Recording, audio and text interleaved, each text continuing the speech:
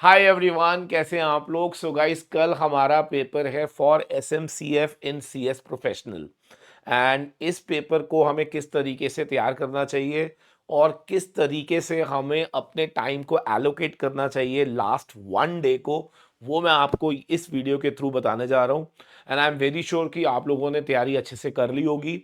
और जो भी मैं यहाँ पर बताऊंगा, that is on the basis of your past papers, जो अभी तक आईसीएसआई ने क्वेश्चंस पूछे हैं। कौन से चैप्टर पे ऊपर आईसीएसआई ज्यादा वेटेज रखता है, कौन से चैप्टर के ऊपर आपको टाइम ज्यादा एलोकेट करना चाहिए, किस पर आपको कम एलोकेट करना चाहिए, कहां से केस स्टडी बन सकती है। तो ये सारी बातें हम इस वीडियो के अंदर डिस्कस करेंगे, राइट। तो सबसे पहले तो मैं आपको बताना चाहता हूं कि जैसे ही हम इस पेपर को फर्स्ट ऑफ ऑल चेक करेंगे ना, तो यू विल फाइंड कि पहले 2 क्वेश्चन इसके अंदर जो आपको दिखेंगे, that will be for 20 marks each, and that will be from strategic management. अब ये जो स्ट्रेटेजिक मैनेजमेंट के अंदर जो आपको 20-20 नंबर के 2 क्वेश्चंस दिखने वाले हैं, उनके बारे में मैं आपको बता देता हूं कि ये जो 20 मार्क्स के आपको 2 क्वेश्चंस दिखेंगे ना, इसमें से जो पहला क्वेश्चन नंबर 1 होगा ना, that will be based on case study. ठीक है जी, तो ये आपका केस स्टडी बेस्ड होगा बेटा। ठीक है, अब ये केस स्टडी कहां से चांसेस बनेंगे, वो भी मैं अभी आपके साथ डिस्कस करूंगा। लास्ट अटेम्प्ट में केस स्टडी कहां से आई थी, वो भी मैं आपको बताऊंगा। और इस बार कहां से आने के चांसेस हैं, वो भी हम लोग डिस्कस करेंगे, राइट। इसके अलावा जो सेकंड क्वेश्चन होता है ना, that is again for 20 marks. वो भी 20 मार्क्स का होता है। इसमें आपको एक चॉइस मिलता है क्वेश्चन नंबर 2 और 2A के अंदर। तो आप चाहो तो क्वेश्चन नंबर 2 अटेम्प्ट करो, चाहे तो 2A अटेम्प्ट करो। और यहां पर भी आपको 20 नंबर का आपको देखने को मिलेगा। ठीक है, तो सबसे पहले हम डिस्कस करते हैं कि स्ट्रैटेजिक मैनेजमेंट के अंदर केस स्टडी वाला क्वेश्चन कहां से बन सकता है। फिर हम डिस्कस करेंगे कि क्वेश्चन नंबर 2 जो है, वो आपको कहां से बना के दे सकते हैं ये लोग, जहां पे आपको ज्यादा स्ट्रेस देना चाहिए, जहां पे आपको ज्यादा समय देना चाहिए एसएम की रिवीजन करते समय। तो गाइस, सबसे पहले तो मैं आपको बताता हूं कि जब मैं केस स्टडी की बात करता हूं ना, तो केस स्टडी के अंदर ना सबसे इंपॉर्टेंट जो केस स्टडीज बनती है ना, दे आर पोर्टर 5 फोर्सेस, स्वॉट analysis, benchmarking, six sigma, and then is your BPR.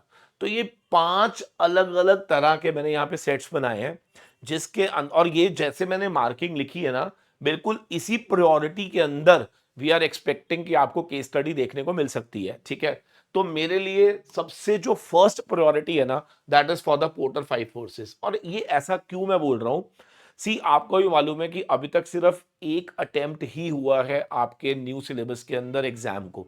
तो हमारे पास बहुत ज्यादा डेटाबेस नहीं है जिसके बेसिस पर हम प्रिडिक्ट कर सके। बट स्टिल, अगर हम आईसीएसआई का मॉड्यूल देखते हैं ना, तो मॉड्यूल के अंदर अगर आप देखोगे तो जितनी भी केस स्टडीज दी हुई हैं, उसकी मोर देन 50% केस स्टडीज जो हैं, they are from Porter 5 forces and स्वॉट एनालिसिस, राइट। तो मेरे लिए, क्योंकि आईसीएसआई इस पर बहुत ज्यादा स्ट्रेस दे रहा है according to their study material, और मुझे भी लगता है कि ये दोनों केस स्टडीज अपने आप में बहुत इंपॉर्टेंट केस स्टडीज बनती हैं। तो इन दोनों केस स्टडीज को आपको डिटेल में करना चाहिए। अब सवाल यहां पर यह है कि इसकी तैयारी कैसे करें। क्या हमें जो 22-24 केस स्टडीज दी हुई हैं, वो हमें पढ़नी चाहिए? मुझे नहीं लगता कि वो प्रैक्टिकली पॉसिबल है आपके लिए कि अब आप वो 22 केस स्टडीज को लर्न करो, रटो इस तरह से। आपको क्या करना है बेटा, कि पोर्टर 5 फोर्सेस के कॉन्सेप्ट को अच्छे से पढ़ो, और स्वॉट एनालिसिस के कॉन्सेप्ट को अच्छे से पढ़ो। एंड कोशिश करो कि जो भी आपको केस स्टडी दी गई है, उन पॉइंट्स को उस केस स्टडी के थ्रू यूज करने की कोशिश करो, जिससे आप लोगों का वो केस स्टडी वाला क्वेश्चन सॉल्व होगा। तो अभी यहां पर आपको ये सजेस्ट नहीं करूंगा कि आप 22-24 केस स्टडीज जो है वो पढ़ो लास्ट डे के अंदर। आई एम होपिंग फॉर कि आपने पहले वो पढ़ी है। लेकिन अभी का जो टाइम है ना, वो उन केस स्टडीज को दोबारा पढ़ने का नहीं है। अभी का जो टाइम है वो है सिर्फ इन टॉपिक्स को अच्छे से पढ़ने का, जिसके बेसिस पर क्या हमें केस स्टडी देखने को मिल सकती है। क्योंकि जो एग्जामिनर है ना, वो आपका क्या चेक करेगा पता है? वो चेक करेगा कि क्या आपको पोर्टर 5 फोर्सेस से रिलेटेड, या स्वॉट एनालिसिस, या टाउस के रिलेटेड क्या आपका कॉन्सेप्ट क्लैरिटी है या नहीं, वो ये चीज चेक करेगा through that case study. Clear है या नहीं? यस। और केस स्टडी के अंदर आंसर जो होता है ना, वो थोड़ा सा डेविएट कर सकता है। अगर आप वो लिख दोगे ना जो पोर्टर 5 फोर्सेस आपको मैसेज दे रहा है या जो स्वॉट एनालिसिस आपको मैसेज दे रही है, तो भी you will get your marks. Clear है? यस। तीसरे नंबर पे बेंचमार्किंग, चौथे नंबर पे six sigma and then is BPR. तो ये केस स्टडीज आपको अच्छे से पढ़कर जानी है, मतलब ये टॉपिक्स अच्छे से पढ़ लीजिएगा, केस स्टडीज अपने आप इस पर बेस्ड आप कर पाओगे। ठीक है? लास्ट सेशन में जो केस स्टडी आई थी दैट वाज थोड़ा सा अनप्रिडिक्टेबल था, तो उन्होंने कॉर्पोरेट गवर्नेंस एंड सीएसआर पे केस स्टडी बना के दिया था। लेट मी क्लियर यू कि अगर आपके पास मेरी बुक है तो चैप्टर नंबर 7 जो है वो हम लोगों ने सेपरेट करके बना रखा है for corporate governance and CSR, जिस पर लास्ट अटेम्प्ट के अंदर 20 मार्क्स का पहला केस स्टडी क्वेश्चन था। क्या सबको क्लियर है? तो प्लीज अपने आप को माइंड मेकअप करके चलेंगे कि जैसे ही मैं पहला क्वेश्चन देखूंगा ना, तो मुझे फर्स्ट क्वेश्चन जो है वो 20 नंबर का केस स्टडी देखने को मिलने वाला है। ऐसा फ्रॉम द पास्ट अटेम्प्ट हम लोग कह सकते हैं, राइट? इसके बाद जैसे ही हम चलेंगे क्वेश्चन नंबर 2 पे, तो वहां पे आपको चॉइस मिलेगी इधर अटेम्प्ट 2 और 2A।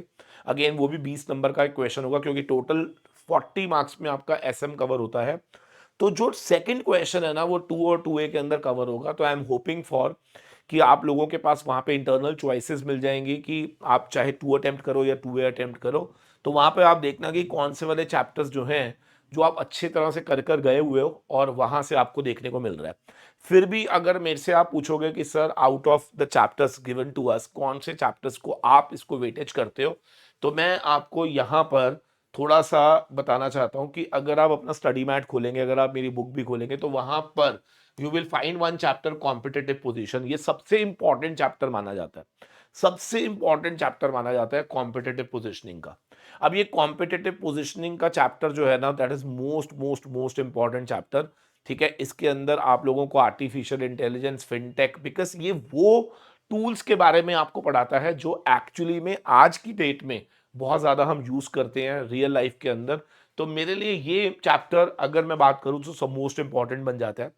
CSR and corporate governance की केस स्टडी लास्ट अटेम्प्ट में आ चुकी है, तो I am not expecting the same case study this attempt also. But हाँ, क्योंकि कॉर्पोरेट गवर्नेंस सीएसआर में से इंस्टीट्यूट ने लास्ट अटेम्प्ट में 20 मार्क्स का पहला क्वेश्चन पूछा था, तो आई एम एक्सपेक्टिंग कि अगेन इसमें से भी यू कैन सी 5 मार्क्स का क्वेश्चन मिनिमम बनना चाहिए। ऐसा नहीं है कि लास्ट अटेम्प्ट में 20 नंबर का है तो इस बार आएगा ही नहीं, केस स्टडी नहीं आनी चाहिए, बट हाँ 5 मार्क्स तक का इसमें से आना चाहिए।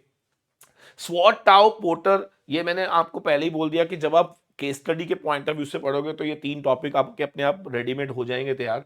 इसके अलावा Ansoff growth matrix, BCG matrix, ADL difference, ये सब चीजें आप लोगों ने अच्छे से पढ़नी है। तो आप लोगों का एसएम का पेपर जो है ना वो बहुत अच्छे से हैंडल हो जाएगा। ठीक है ना?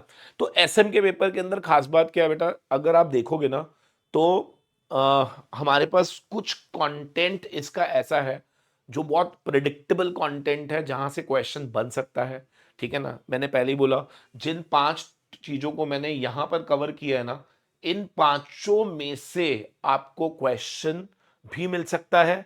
मान लो आपने बेंचमार्किंग पढ़ा from case study point of view, case study नहीं आया बट 5 नंबर का बेंचमार्किंग आ गया, बात तो एक ही है। यहां से सिक्स सिग्मा पे केस स्टडी नहीं आई बट सिक्स सिग्मा पे 5 नंबर का क्वेश्चन आ गया, बात एक ही है। सो ये टॉपिक ऑलरेडी बहुत इंपॉर्टेंट मार्क करे हुए हैं मैंने। ठीक है ना? तो इनमें से आपको क्वेश्चन आना ही आना है, चाहे केस स्टडी की फॉर्म में दिखे या नहीं दिखेगा, तो आपको 5 मार्क्स के अंदर आपको दिख सकता है। क्लियर है?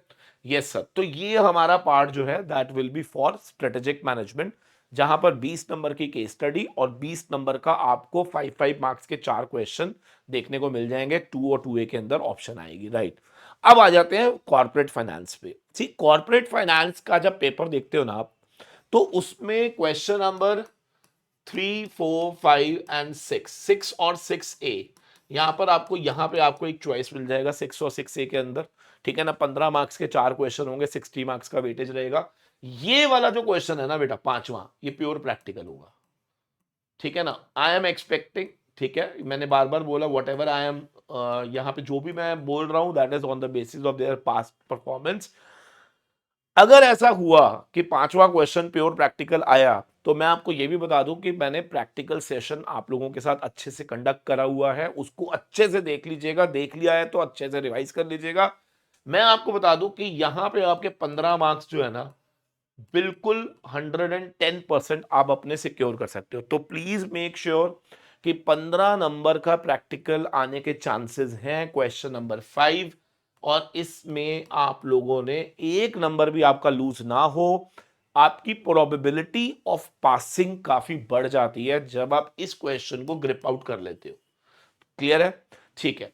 इसके अलावा मैं आपको बताता हूं कि एक चैप्टर आईसीडीआर, भाई ये जो चैप्टर है ना, ये मैं आपको बता दूं कि आपने एक्सी में भी पढ़ा, आपने फाइनल में भी पढ़ा, इसको you can expect from 10 to 15 marks. तो बेटा मैं आपको एक बात बताऊं, अगर थोड़ा सा स्मार्ट स्टडी अगर आप करो तो I can tell you just 3 chapters ऐसे जिसको अगर हम अच्छे से कर जाए ना, तो हमारी मार्क्स की जो वेटेज है ना वो अपने आप 50+ हो जाती है। ठीक है ना? मैं फिर रिपीट कर रहा हूं, this is all on the basis of my analysis of the last papers. तो हमने क्या देखा अभी तक कि आईसीडीआर में से 10 to 15 मार्क्स का पेपर में क्वेश्चन आ जाता है। प्रैक्टिकल क्वेश्चन आपको 15 नंबर का देखने को मिल रहा है। ठीक है। फिर इसके अलावा मैं आपको बताता हूं कि एक चैप्टर जिसको इनको बहुत प्यार है, जिस चैप्टर से इनको बहुत ज्यादा वाला प्यार है ना, वो है raising of funds private equity. भाई इस चैप्टर से तो इनको इतना प्यार है, इतना प्यार है कि मैं आपको बता दूं कि इसके अंदर आपको AIF, angel fund, special situation fund, भाई ये चैप्टर में से भी ना ये 10 नंबर के अराउंड दे देते हैं। और मैंने ना, अगर आपको याद हो तो एक सेशन मैंने आपके साथ इस चैप्टर का भी लिया हुआ है जिसके अंदर हम लोगों ने, if I am not wrong, तो 40 क्वेश्चंस के अराउंड हम लोगों ने डिस्कस करे थे क्लास के अंदर, और वो यूट्यूब पे पढ़ा भी हुआ है। और अगर आप इस चैप्टर को देख लेते हो ना, तो मैं आपको बता रहा हूं कि आप लोगों को ना खुद लगेगा कि यार वाकई में ही काफी पेपर इसमें से आ रहा है। ठीक है। तो ये हो गया हमारे लिए, अगर हम एबीसी एनालिसिस करते हैं तो आईसीडीआर, ठीक है, प्राइवेट इक्विटी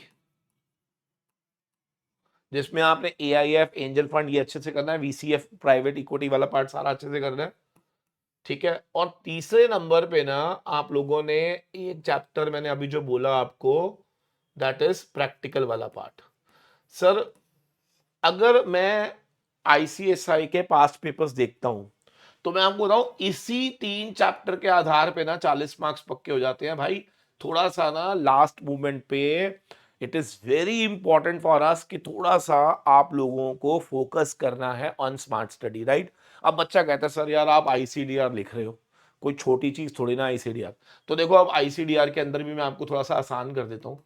5, 6, 7, 8, 8A, 14, 15, 16, ठीक है, 30, फिर उसके बाद तुम्हारा 57, 155, ये आपका फास्ट ट्रैक इशू हो गया, जीएसओ हो गया, ग्रीन शू ऑप्शन पे लास्ट अटेम्प्ट में 10 नंबर का पे क्वेश्चन आया था। ठीक है। उसके अलावा प्रमोटर कंट्रीब्यूशन आ गया, ये एलिजिबिलिटी वगैरह आ गया, तो ये सारी चीज़ें, डिफरेंशियल प्राइसिंग आ गया, ठीक है ना, फास्ट ट्रैक इशू आ गया। ये सब चीज़ें आपने एक्सपेक्ट कर सकते हो कि सिर्फ इतना पोर्शन अगर आप करके जाओगे ना तो आउट ऑफ मान लो 15 नंबर का आएगा तो 10 नंबर का तो इतने टॉपिक में से आ जाएगा।